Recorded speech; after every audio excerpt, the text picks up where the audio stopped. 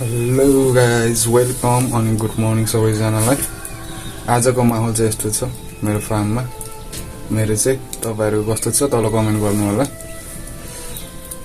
आगो तापेर बसेको अनि बाहिर चाहिँ फेरि यस्तो छ है, मस्त जाडो छ यार हाम्रो गोलपाटनमा हैन। भित्र चाहिँ म यसरी आगो तापेर बसेछु। तपाईहरुलाई म मेरो पहिलो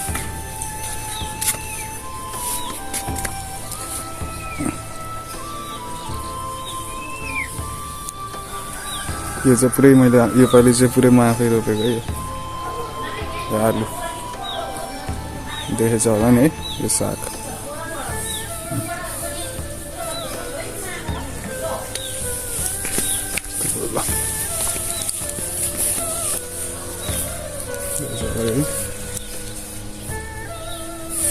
मेरो सानो फार्म।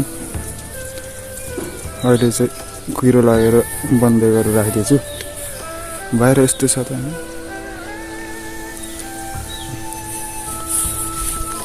यो चाहिँ फापर है, कस्तो दामी देखेछ त। दाउरा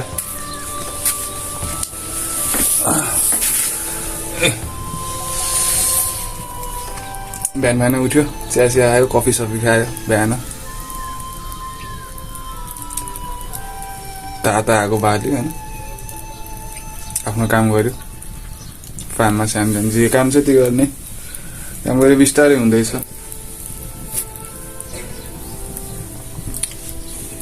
बाहिर फेरि यस्तो छ नि माहौल, मस्त हैन, चिसो छ देख्न सक्नुहुन्छ। म चाहिँ भित्र यसरी, बाहिर पनि अब जा त भन्छ कि अब एकचोटि यहाँ ट्राई गरौँ मलाई। अब फाइनल अब यही हो, यही काम गर्ने, ट्राई गर्ने भनेर। यो भिडियो चाहिँ यत्तिकै छ, केही नकाटिकन, केही एडिट नगरिकन हैन। अनि गाइज यो भिडियोमा चाहिँ म क्यामेरामा हेरेर एटलिस्ट बोल्न ट्राई गर्दैछु, सिक्दैछु, इम्प्रुभ गर्दैछु। तपाईहरुले पनि एप्रिसिएट गरिदिनु होला है त। तपाईहरुलाई भिडियो कस्तो लाग्छ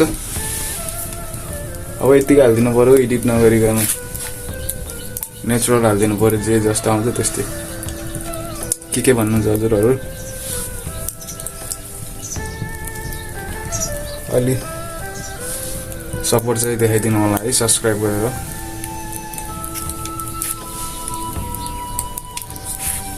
ल see you in next video। अहिले त अरू केही छैन, अहिले त खासै अरू सबै रोपिसक्यो नि त उम्रेर।